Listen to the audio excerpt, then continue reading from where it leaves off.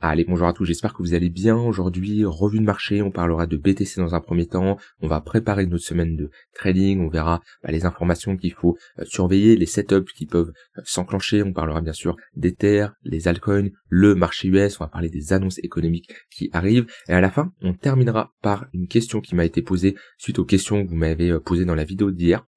On évoquera ici d'Acuit, je pense qu'il y en a beaucoup qui en ont entendu parler ces derniers temps. Voilà, j'essaierai de vous donner un peu des petits conseils là-dessus.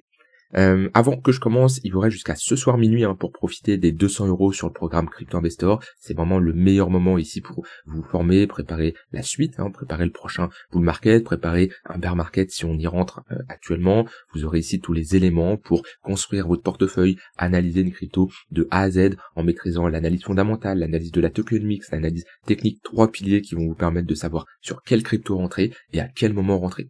Tu verras mes meilleures stratégies pour prendre mes profits, pour te créer un portefeuille sur mesure, pour réussir ton bull market, mais aussi ton bear market. Et le plus important, c'est vraiment les bonus. Bon, un bonus numéro 1 sur la protection de tes crypto-monnaies, l'accès ici au groupe privé des investisseurs, où tu vas pouvoir parler de stratégie avec d'autres personnes qui sont également formées. L'aide-mémoire, c'est 350 slides PowerPoint que tu vas pouvoir récupérer, ok, avec pas mal d'informations sur les différents modules que tu vas voir. Les mises à jour gratuites à vie, le marché continue d'évoluer, donc automatiquement je rajoute des cours et tu n'as pas besoin de payer un supplément. Et le plus important, le suivi personnalisé en message privé. Mon but c'est de t'accompagner jusqu'à temps que tu sois 100% autonome, donc tu peux m'harceler de questions, j'y répondrai avec plaisir. T'as jusqu'à ce soir pour profiter des 200 € offerts en cliquant sur le premier lien en description. Alors, je commence ici par surtout les annonces économiques. On a ici une semaine assez chargée. Pourquoi ? Parce que on a surtout ici la décision sur les taux d'intérêt et le discours de Jérôme Powell. Ça va être vraiment le plus important. C'est ici dans 3 jours. On a 86% du marché qui price une baisse des taux, 13,8% qui price aucune baisse des taux. Automatiquement, si on veut que le marché respire un peu, que les cryptos connaissent un petit rebond, il vaut mieux avoir une baisse des taux. Si on commence à ne pas avoir une baisse des taux, mais aucune baisse des taux, sachant que qu'il y a 86% du marché qui price une baisse des taux, ça serait plutôt bearish pour les assets à risque, parce que comme la majorité ont pricé une baisse des taux, donc ça serait déjà une bonne surprise, et surtout on pourrait clairement connaître un retracement beaucoup plus violent, que ce soit les cryptos, mais également le marché US. Donc pour le moment, statistiquement parlant, il y a plus de chances d'avoir une baisse. Maintenant on aura vraiment notre réponse mercredi, et ce qu'il va falloir surveiller, déjà, on va avoir beaucoup de volatilité déjà suite à c'est en fonction de la baisse des taux ou pas qu'on va avoir, parce que les dernières baisses, c'était déjà pricé, c'était du sûr à 100%. À chaque fois, c'est sûr à 100% qu'on ne baisse pas les taux, ou quand il y avait une baisse des taux, c'était du presque sûr à 100%. Donc quand c'est comme ça, vu que le marché l'a déjà pricé, quand je dis pricé, ça veut dire quoi ? Ça veut dire il l'a déjà enregistré dans les cours, il n'y a pas de surprise. Il y a un peu de volat classique, ça reste une annonce qui est assez surveillée, mais pas une grosse volatilité. Là déjà, on sait que mercredi à 20h, ça va bouger. Voilà, ça va bouger, surtout, je parle même pas si on n'a pas de baisse des taux, mais déjà si on a une baisse des taux, ça a quand même bougé, parce qu'il y a 14% du marché qui ne price aucune baisse des taux.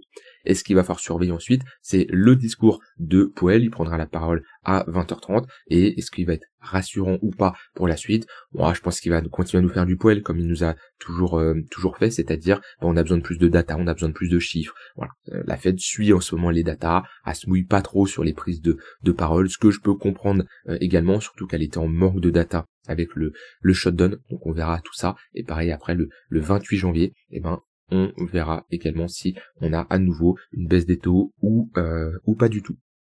Alors, je commence ici par le BTC. On en est toujours dans cette phase de latéralisation. Si je me mets ici en weekly, on est bloqué entre deux bornes, on fait du ping-pong entre cette zone de support des à peu près 85 500, 86 000 $ et cette extrémité haute des 92 500. Donc on voit ici, on a une phase d'hésitation, tout simplement. On a eu une réaction acheteuse, une réaction vendeuse, et bon, la clôture weekly, on part pour clôturer à peu près au même moment où on a ouvert, et on est, comme je l'ai dit, dans une phase d'hésitation. Pour le moment, c'est un range, d'accord ? C'est une borne haute à ce niveau-là, une borne basse à ce niveau-là, une sorte de compression, ok ?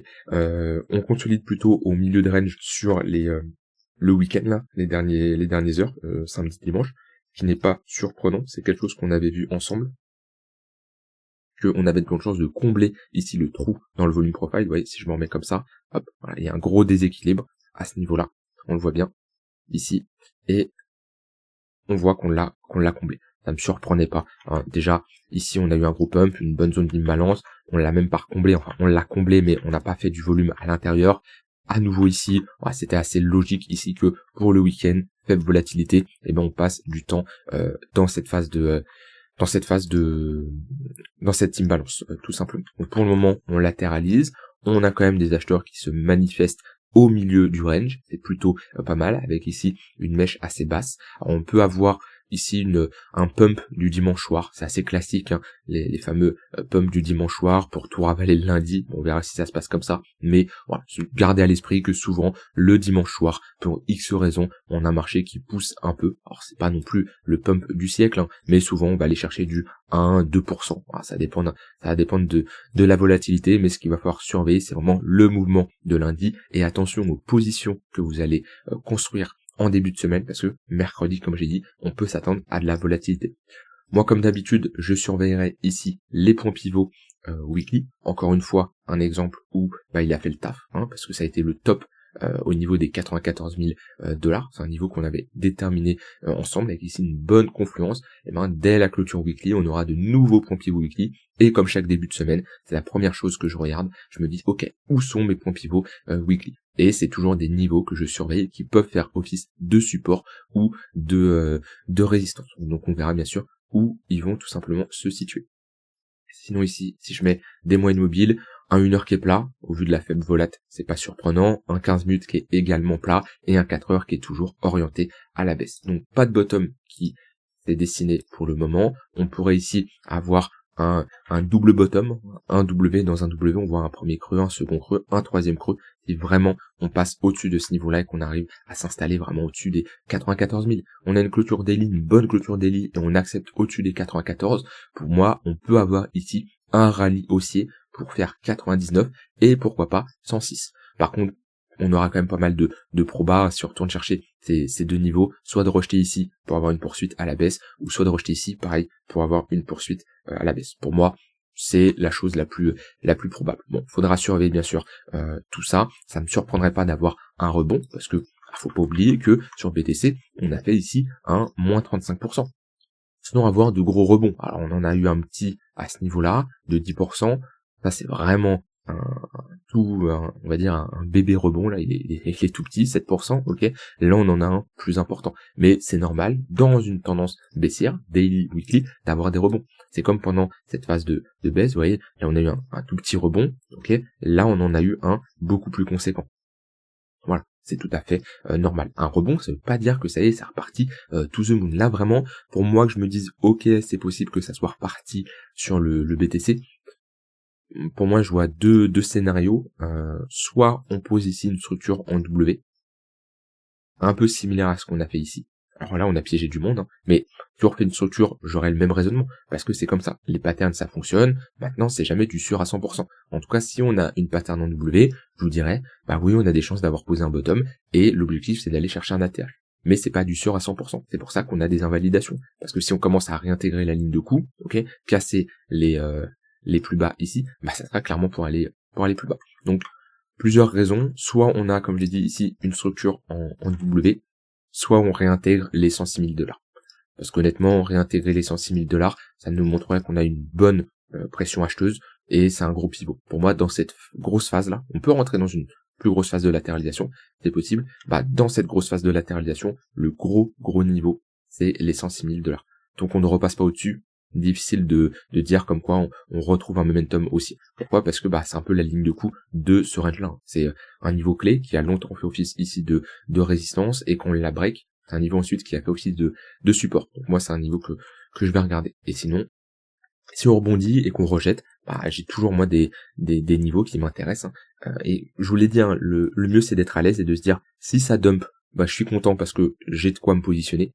Si ça pump, je suis également content parce que je suis positionné et je pourrais faire de la continuation de tendance, et j'aurai du cash tout simplement pour me positionner. Voilà de ce côté-là sur le BTC. Moi je vais être assez méfiant sur cette début de semaine, surtout avec le discours de Powell et la décision sur les taux. Attention à la liquidité qui va se créer, en général même la veille et le mercredi dans la journée, surtout le mercredi dans la journée, on n'aura pas une grosse volatilité parce que les investisseurs, les traders attendent le discours pour se positionner. C'est pas assez surprenant, mais on aura le temps d'en reparler d'ici là. En tout cas, ici, le marché est beaucoup plus compliqué à analyser, les prises de décision sont beaucoup plus dures, parce que pour moi, qui fais du trading de tendance, j'ai un 1 heure qui est plat, un 15 minutes qui est plat, donc j'aimerais bien que soit ça pump à la hausse, soit à la baisse, mais de retrouver vous voyez, ce genre de phase là, de phase baissière, ou haussière, peu importe, je peux inverser la charte, c'est pareil. Mais là, pour du trading de range, ce qui n'est pas trop ma spécialité, je peux trader le range, mais je préfère clairement trader la tendance, je suis pas dans les meilleures conditions de marché. Alors maintenant, on va parler d'Ether. Bon, Ether, c'est un peu similaire dans le sens où, un peu similaire, mais mieux quand même que le BTC. Pourquoi ? Parce que sur Ether, on n'a pas spécialement réintégré la ligne de coût, hein. Enfin, on l'a réintégré partiellement, mais moi, je vous avais dit, j'avais 2 niveaux que je surveillais sur Ether. C'est cette ligne de coût et le plus bas de la bougie impulsive. Alors oui, on a été faire des plus bas au niveau des mèches, mais on n'a pas clôturé en dessous de ce niveau-là. Moi, faut savoir, mes stop loss sont différents quand je fais du court terme que du moyen et long terme. Sur vraiment de l'intraday, je mets vraiment un stop loss fixe, ok ? Je mets un stop loss vraiment fixe, ça veut dire que le marché y va, me mèche, hop, je suis sorti. Quand je fais du swing ou du trading un peu plus long terme, ce qui est le cas à ce niveau-là, j'ai des invalidations en clôture, parce que je suis plus à l'aise comme ça m'évite ce type de mèche, et surtout, je rentre en général en spot, j'ai pas d'effet de levier, quoi, ça dépend, je peux avoir des effets de levier, mais en général c'est rare, je rentre beaucoup plus en spot, pourquoi ? Parce que vu que j'ai un écart plus important entre mon prix d'entrée et mon stop loss, j'ai pas besoin d'avoir une taille de position aussi importante. Et attention à comment vous utilisez les effets de levier. Ça, je reviens, parce que là, certains vont me dire, attends, je comprends pas, pourquoi tu n'utilises pas d'effets de levier, les effets de levier sont obligatoires? Non. Dans le calcul de vos tailles de position, les effets de levier ne sont pas obligatoires. Je vous invite à regarder cette vidéo-là. On va aller la chercher. Allez dans les playlists, pour ceux qui ne l'ont jamais regardé, vous allez dans playlist, vous avez des cours, c'est des masterclass. Et je crois que la vidéo est actuellement dans masterclass. Vous allez ici, et voilà. Comment bien 95% des traders ne savent pas utiliser les effets de levier. C'est une vidéo de 20 minutes. Pour toi qui viens de commencer à trader ou qui trade depuis un moment, mais tu sais pas vraiment bien utiliser les effets de levier, ici, je dis sans filtre comment utiliser les effets de levier. Et il y a de grandes chances que si toi tu trades au quotidien, tu te trompes dans ta manière d'utiliser les effets de levier. Et oui, sur des trades, on peut prendre des positions en spot. Pourquoi ? Parce que pour certains, ça peut paraître ouf, mais dans le calcul d'une taille de position, l'effet de levier n'intervient pas. Bon, en tout cas ici sur Ether, comme je l'ai dit, c'est plutôt pas mal. On est venu combler partiellement cette zone d'imbalance. Ça serait bien de repasser au-dessus des 3100, ça serait plutôt pas mal. Et là, on pourrait ici être dans cette phase de creux, sommet, creux de plus en plus haut et s'attaquer à des niveaux plus hauts. On les avait identifiés ensemble. On a un niveau intermédiaire vers les 3400, à peu près cette zone-là. Et ensuite, on a le niveau des 3800 et après on a un gros bloc vers les $4000. Donc pareil, sur Ether, on peut avoir un rebond, soit à ce niveau-là pour avoir un retracement, soit plus haut pour avoir un retracement. Je peux pas anticiper où on va poser un top, faudra juste surveiller comment le marché réagit. Et je vais faire le même taf sur Ether, c'est de surveiller, ok, mes points pivots weekly, est-ce que, où est-ce qu'ils vont être situés? Et pareil, vous voyez, hop, c'est des niveaux intéressants. On pose parfaitement un bottom dessus. Lui, on a consolidé dessus également. Vous voyez, hop, point pivot weekly, parfaitement office de support. À ce niveau-là, ouais, hop, support, toujours des niveaux moi que j'aime bien utiliser, c'est des maths, il n'y a pas besoin de se casser la tête à tracer des choses, et il y a juste à faire le taf une fois par semaine pour les points pivots weekly, et de surveiller tout simplement où ils sont. Donc dès la clôture weekly, c'est pareil, quelque chose que je vais surveiller sur Ethereum. Voilà de ce côté-là. Au niveau des altcoins, pareil, moi j'aime toujours faire ce taf là de me dire, ok, c'est quoi les altcoins qui sortent du lot, c'est quoi les meilleures altcoins de la semaine, celles qui ont un momentum, qui se décorrèlent des autres. Et vous voyez, si on regarde sur la semaine, il y a une petite différence entre du Bitcoin Cash, du Chainlink, du SUI, ok, et du UNI et du APT. Pareil, AAVE sort du lot comparé à Monero. Et ça me permet d'avoir déjà une petite ligne de conduite, de me dire, ok, sur cette semaine, si tu veux faire de la continuation de tendance, si tu veux te positionner sur des altcoins, tu sais déjà lesquels tu vas regarder. Et on peut comparer, on peut faire le taf et se dire, ok, bah APT, et on regarde, ouais, est-ce que ça me donne envie de long? En plus, c'est quelque chose qu'on avait regardé ensemble, hein, je vous avais dit, à partir du moment où on perd ce niveau-là, c'est moche, on va sûrement enfoncer. Est-ce que ça, c'est un niveau, enfin c'est une charte qui me donne envie de long? Absolument pas. Ça, je vais prendre la charte de Binance, ce sera plus clair, hop, parce qu'il n'y a pas assez de liquidité, j'étais sur Coinbase, ça c'est une charte qui me donne envie de short. Donc après, ça dépend. Si vous êtes dans un esprit short, ça c'est la meilleure altcoin. Là, vous êtes dans une très bonne configuration pour faire des shorts dans le sens de la tendance qui est ici baissière. Et c'est pour ça, faire ce taf et de se dire, ok, quelle altcoin est forte, quelle altcoin sort du lot, bah APT, on a un exemple concret. Par contre, si je veux chercher des longues, je vais plutôt regarder, par exemple, du Bitcoin Cash. C'est déjà plus intéressant. Vous voyez, le 15 minutes au-dessus du 1 heure, le 1 heure au-dessus du 4 heures. Ah, c'est plutôt correct. Je vais regarder Chainlink. Chainlink, c'est peut-être pareil. Ah, c'est moins ouf. Vous voyez, après, il faut dézoomer quand même, hein. C'est pas parce que sur une semaine ça a été bien que les autres semaines, non. Voilà, phase de compression. Je suis un peu moins fan. On est dans le 4 heures, c'est moins ouf. Le Bitcoin Cash, beaucoup plus intéressant. On peut regarder SUI également. SUI, c'est un peu pareil.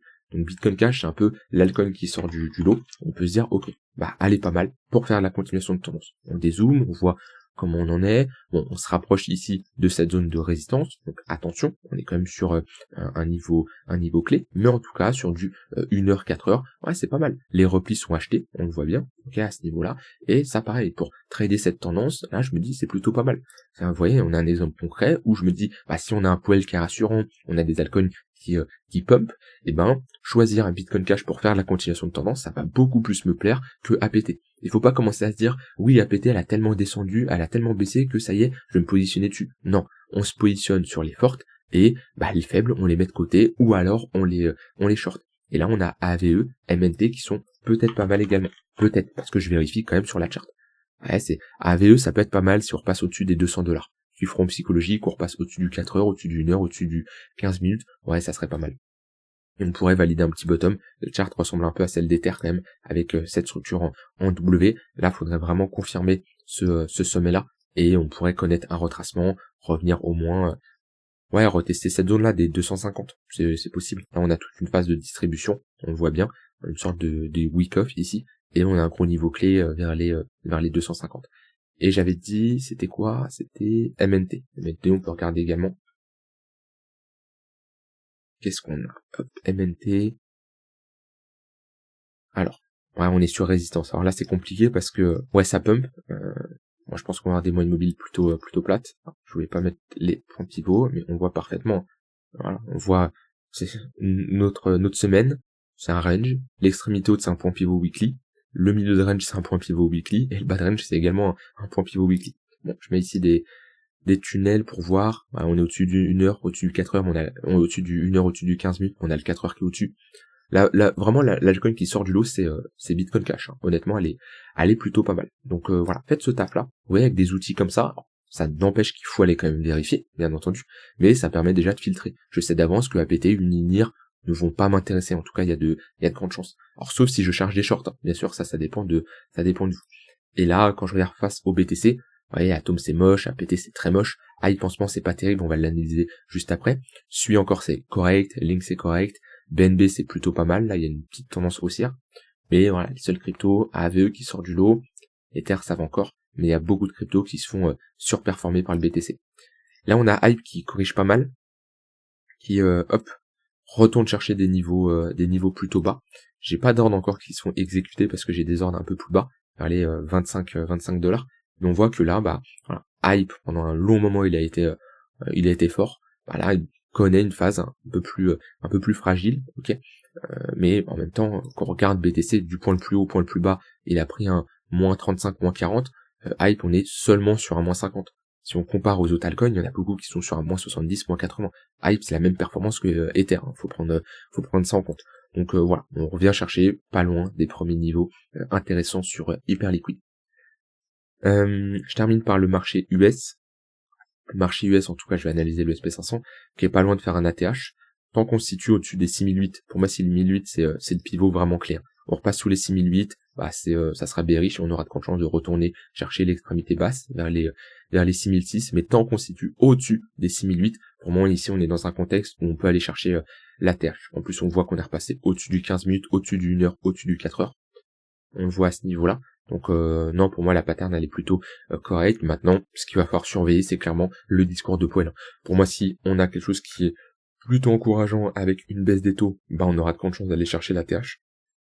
Si par contre c'est pas rassurant, on n'a pas de baisse des taux, on peut avoir un SP500 qui peut fortement chuter. Surtout faut se le rappeler, on est quand même sur des niveaux hauts et on a très peu de retracement sur le SP500. Donc pour le moment je suis bullish parce que j'ai tout qui me montre comme quoi, j'ai toutes les raisons pour être bullish. Par contre, si on commence à break la TH, faut regarder comment on le break. Faut vraiment avoir un break concret, pas juste une petite prise de liquidité à réintégration. Sinon, ça serait bearish et le prochain niveau de support, le gros niveau de support, ça sera ici les 6008. Mais on va surtout surveiller ce que va dire Powell et la décision sur les taux. Je termine avec la question du jour, où j'aimerais également votre avis, parce que c'est un peu, c'est pas nouveau, mais beaucoup en parlent en ce moment.